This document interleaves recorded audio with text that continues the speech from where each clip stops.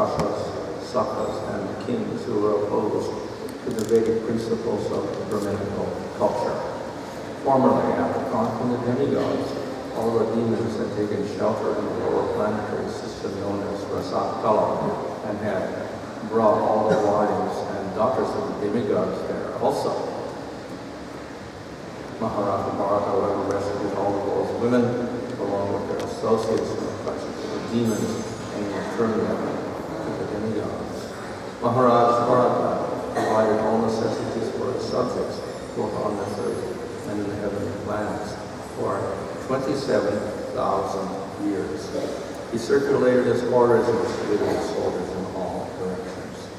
As the ruler of the entire universe, Emperor Bharata had the opulences of a great king and uncomfortable soldiers. His sons and family had seemed to include his entire family. Finally, he thought of all this as an impediment to spiritual advancement, and therefore he ceased from enjoying it. Purport Maharaj Bharata had incomparable opulence and sovereignty, soldiers, sons, daughters, and everything for material enjoyment, but when he realized that all such material opulences were useless for spiritual advancement, he retired from material enjoyment. The Vedic civilization enjoys it after a certain age. Following in the footsteps of Maharaj Bharata, one should cease to enjoy material opulences and to take the order of Vanaprastha.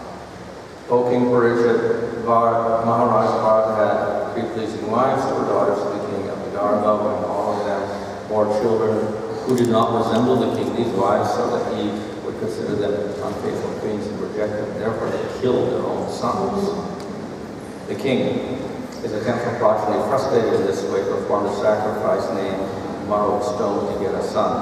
The demigods known as the Marut were satisfied with them and presented him a son named Bharadvaja. When the demigod named Brihaspati was attracted by his brother's wife, Mamata, who at that time was pregnant, he desired to have sexual relations with her. The son within her womb forbid this, but Brihaspati cursed him and forced him to start singing into the womb of Mamata. Therefore, the sex impulse is so strong in the material world that even Brihaspati was supposed to be the priest of the demigods and a very learned scholar. Wanted to have a sexual relation with his brother's pregnant wife. This can happen even inside higher demigods, in human society. The sex impulse is so strong that it can agitate even a learned personality like Brihaspati. So, here we have the description of Bharata, the son of Dushmanta. And as this verse says, he astonished all the other kings because of his great wealth. He performed all these blood sacrifices and other sacrifices which required a lot of wealth. And though he did all of this, the most astonishing thing is that he gave it all up and he attained the Supreme Lord ultimately. So this verse says that he attained the Guru of the Devatas, or the person who is superior to all of the Devatas, which means the Supreme Lord. So, and then the following verses describe his great wealth and how he conquered all the different quarters of the earth and even went to the lower planetary systems and conquered the demons, etc. And as well, he guaranteed the heavenly planets for his citizens. So, in other words, he had conquered the whole world, and not only the whole world, he went down below the world to Rasatala and other places, and was able to get control of those places as well. And still, he gave it all up. So though he had all of this wealth and was very powerful as a king, he did not let that material situation pull him into bewilderment and maya. So he was able to give all that up and attain the Supreme Lord. So attainment of the Supreme Lord means that we have to give up all material attraction. If we have 1% attraction for material things, still we cannot attain the Lord. even if we have 1% attraction to the Lord, we can start the process of attaining the Lord. But the final attainment of the Lord we cannot get unless we are 100% free of material attachments. So whatever material attachment is there, that indicates that our attachment to the Lord is not complete. The two things are contradictory. So, therefore, the 100% attachment for the Supreme Lord with no material attachment is the qualification to enter into the spiritual world. So, it says here that the Bharat attained the Supreme Lord, which means that he was completely free from all material attachments. So that was a very great accomplishment because he ruled the material world for 27,000 years. And he was surrounded by all of this wealth, and he was doing all the duties of the king, including these sacrifices, conquering, etc. Yet he was able to become completely detached from that. So we must understand that this was not a sudden affair, that suddenly we became detached and just gave everything up. That's usually impossible to do. So while he was the king and ruling over for 27,000 years, even then, he must have had some detachment from all of this material wealth. And we can say that ultimately that was his qualification as the king. He was not attached to position, power, wealth, etc. So normally, of course, if we get wealth, power, etc., we get attachment. If we get attachment, this begins to disqualify us from our position. So, Bhanu, for instance, says that a king is too attached to hunting, not a king. Or a king who's attached to drinking, not a king. Even though he can do those things, he's allowed to do those things. When he becomes attached to those things, addicted to those things, then he's no longer qualified. So as we know, in the material world, by contact with the sense objects, we develop attraction. By attraction, then we develop anger, etc. And gradually we lose our sense of discrimination. So in general, by contact with the material wealth, etc., we lose qualification. We become bewildered. So Maharaj was in contact with all this for 27,000 years. Yet, he could detach himself completely from this. So how is it possible? In the process of jnana, the way of detachment is to reject everything. So the jnani takes sannyas, and he does not associate with materialistic people, wealth, family members, etc. And any contact is considered to be a contamination, so he doesn't want to do that. So we see Lord Chaitanya's like that he was in Puri, then they said, well, this king, Pratapur is a very great king, he's a devotee, he wants to meet you. And they're I cannot touch the king. Kings are useless, you know, I'll get criticized by everybody by talking to a king. But then when he understood his great devotion, then he accepted him, because he was not just a king, he was actually a devotee of the Lord. But in general, a sannyasi should not go near materialistic people for fear of contamination. So he rejects everything. And in this way, he can advance spiritually. So his method of detachment from the material is to reject everything. But Bharat did not reject everything, and he became detached. So that looks a little surprising. How could he do so? So, this is the method of natural detachment through the process of bhakti. As we develop attachment to the Lord, we naturally develop detachment from everything else. But we also know that by bhakti or by karma, whatever, we may get wealth and this can become an anartha. In other words, we can become attached to those things. So one has to be very careful in devotional service. So this is one of the weeds that will grow up and disturb bhakti when we become attached to material assets, etc. So Maharaj was doing bhakti simultaneously. He was the king, so he had opulence, and because he was a devotee, of course, he also gets even more material assets. But he avoided that in our time. He did not become attached. He did not fall from his attachment to the Supreme Lord. So in other words, he could very skillfully execute this process of bhakti, so that at a certain stage, very easily he could give everything up physically. So even without physically giving up, he became detached. So that is the special quality of bhakti.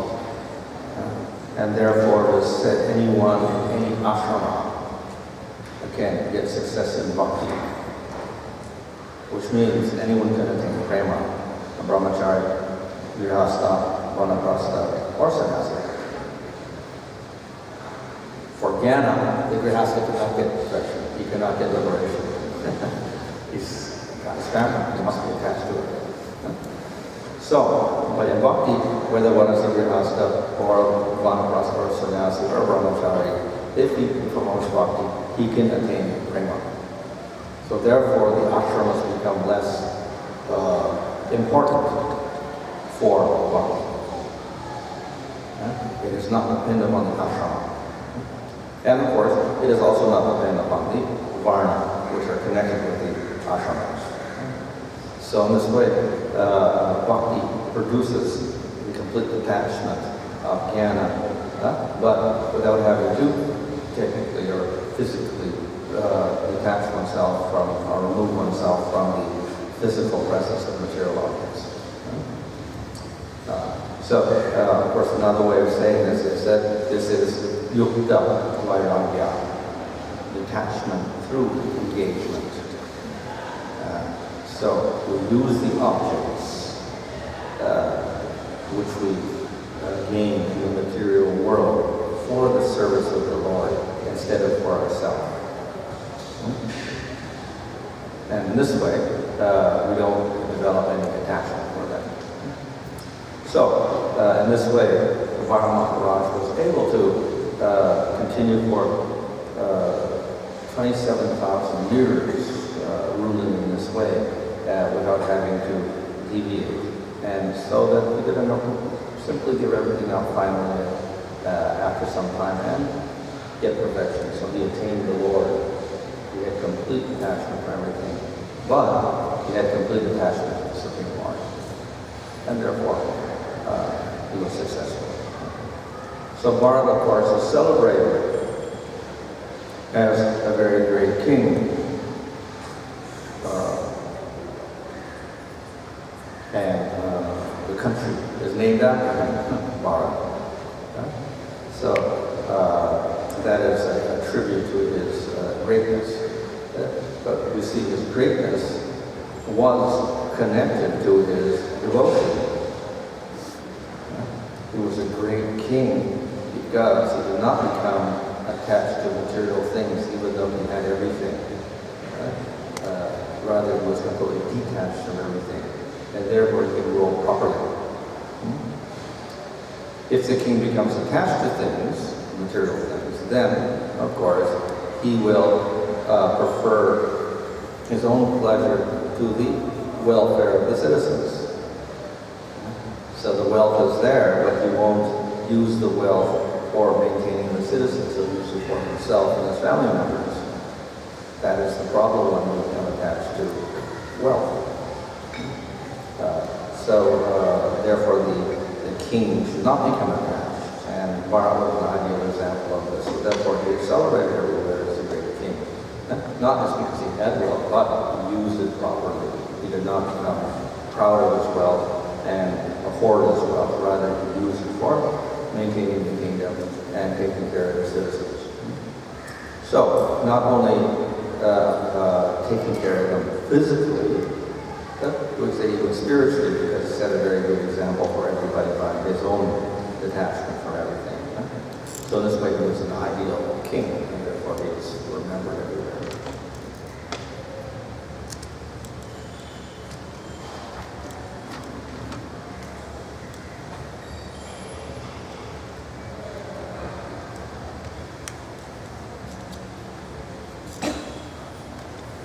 Maharaj, here in one of the translations, Prabhupada writes that the demons, they have... in one of the translations, Prabhupada writes that the wives and daughters of the demigods were taken to Rasatala, the lower planetary systems. And also in the elevation Krishna consciousness, in journey to other planets, we also understand that in order to go from one planet to other planet, we're supposed to have a suitable body. And how do we understand this? They came from upper planetary systems to the lower planetary systems. They were his wives? Yeah, wives and daughters. Well, of course, to go upwards, generally we need punya to get another body to go to Svarga Loka. However, the persons in upper planetaries are not prevented from going to a lower planetary system. So we see that the Devatas can come here, or if they want, they could go to lower planetary systems as well. The rishis above the Devatas on Chandraloka or Tapaloka or whatever, they can also come, or Brahma, they can also come to the lower planetary systems if they so choose. So generally the upward passage is restricted, but not the lower in terms of abilities or whatever. However, there's also exceptions to that rule. So sometimes we see the demons entering into the heavenly kingdom and conquering it. So we do get exceptional cases, but they have to do some punya or whatever like that, tapasya, etc., to get that power to enter into the upper realms. But in general, no, they cannot enter because they don't have the particular body for that. So therefore it's understood that if the demons happen to go there, they must have developed some sort of power to transform the body. And what exactly is the difference between imitating and following the footsteps? Well, imitating has the negative connotation in terms of bhakti, at least, of doing an action for which one is not qualified, which means one will do the action with the wrong motive. So we do an imitation of some other devotee, not because we're qualified for their activity, but because we want their position or whatnot like that. Whereas following in the footsteps means that we follow in the footsteps of the acharyas and of the great personalities in the past. So this means we follow their instructions, basically. We cannot always follow their particular conduct. We're not qualified for that, but at least we can follow their instructions.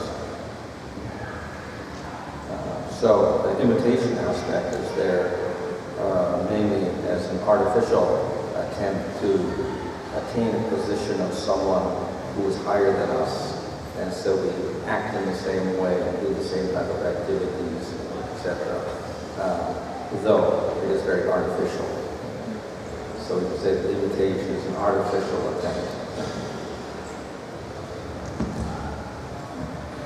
And at times we see in our devotional life that sometimes most of the times we pray to Lord that please remove some obstacles or whatsoever in the path of bhakti. Or maybe, and also Krishna says in Bhagavad Gita 18th chapter that endeavor is important, and after endeavoring the Krishna sanctions whatever is the endeavor. So is it endeavor is very important, or praying without endeavoring, praying to Lord will work? Praying without endeavor? Yeah. Would that be better, or endeavoring without prayer is better? Well, what kind of prayer? It depends on the prayer. If it's a devotional prayer, that's a part of bhakti itself as an endeavor. So that's included in the endeavor itself. It's a type of bhakti. Yeah? It's a like a kirtan almost. Endeavor in the processes of bhakti definitely we have to do, but we can concentrate on different activities. So therefore we have Sukadeva was famous for speaking kirtan, and Parikshit was famous for hearing, though that's not the only activity they did, but these are the common activities which gave them their advancement. So they endeavored to do devotional activities. So definitely we have to do that as practitioners of sadhana bhakti. In bhava and prema, it's not really an endeavor, because at that point it becomes natural. So it is simply a natural activity of a person. And the quality of the activity is that no matter how much they do it, they don't get tired or fatigued or tired or bored or whatever like that at all. Rather, it's naturally they want to do the activity. So there's no endeavor at all there. So in sadhana bhakti, yes, we in the beginning stages, especially it's an endeavor, we must make ourselves do these activities. But as one goes, progresses through sadhana bhakti and ruchi and asakti, then it's not so much an endeavor anymore, it becomes more spontaneous, and bhava becomes completely spontaneous. So it's no longer called sadhana bhakti. So that's the usual case. The other case, of course, is that we depend upon the mercy of the Lord. But that's rare. So the normal case is that we do have to do the processes of bhakti, and within sadhana, some endeavor is required. As in the case of the Damodar Lila, the explanation is that the rope was 2 fingers short, but then finally the rope was enough to tie up Krishna. So then the two elements that complete tying up Krishna, bringing him under control are endeavor and mercy. The two go together. That if we do the endeavors of bhakti, then we get the mercy of the Lord. So we should not expect the mercy independent of the endeavor. However, sometimes the Lord does have us. Without endeavor, he gives mercy, but that's rare. So in normal cases, the endeavors of bhakti are there. Maharaj, when we worship deity at home, we consider them as part of our family, and that's the kind of the relationship that we, kind of worship the deities with. So when we are relating with the deities in such a way, sometimes we try to exchange with the deities in a very natural way, in terms of talking to the deities or whatever we do to the deities. Does that become imitation because it is just at the beginning level, and we haven't attained a stage where we can actually relate with the devotees in a very close way? So when we try to do that, is that imitation or is it just natural? Well, as I said, imitation itself, the wrong type of imitation is when we do have some other motive involved, like that. So if it is not with a bad motive, then there's no real problem in that. Yes, you said that there will be some compensation for the king, they can drink or they can go for hunting. But they can go for hunting. Yeah. So, but drinking, is bringing the consciousness down. And so, why this concession is given? Why? This concession is given to the king, that drinking and something they go here to the hunting. Drinking, hunting, whatever. Yeah, they don't follow the same regulator principles in the Varna, technically in the Varnashram system. So they're allowed some license, but that also is not unlimited license. So they can do so, but they don't become drunkards or just killers of animals, etc. So on some occasions they can do so. So in other words, the strict rules are there for the Brahmins and less strict rules for the Kshatriyas because they're in the mode of passion technically. If someone drinks, he will be mad. If someone drinks, he will be mad. He will become mad. If you become addicted. If you don't become addicted, then you just become jolly for a little while. Then you get rid of that feeling and whatever, that's all. But probably those kings who are saintly or who are devotees, probably they may not be really drinking or drinking. Well, obviously, if the kings are great devotees of the Lord, then they avoid these things as much as possible, whatever. Whether we see, for instance, Yudhisthira, he was gambling, and even made a big mistake in gambling. So, yeah, they get involved in these things as kings, probably because of the association or whatever. They have to do these things. They're forced into these situations sometimes. But we never see that, they drank something. This is to conserve. Drinking, I don't know about drinking, but the whole family of Yadus, Yeah, they got drunk. Bhima They did. drank. Bhima did actually. Mhm. When he got married to Hidden. Hidimba. So there is some mention saying that he even had animal flesh. It says he even had. That's what it says. I don't know how correct it is, but in one of the versions it does say. While killing this Hiddenba's brother. No. He actually had.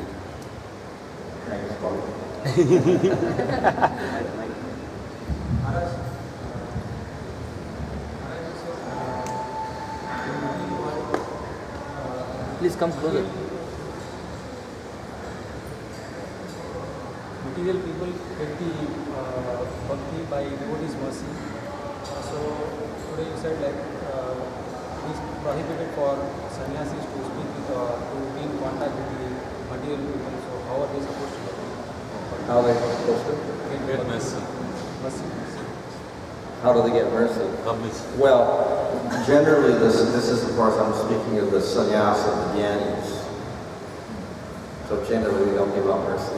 They don't preach.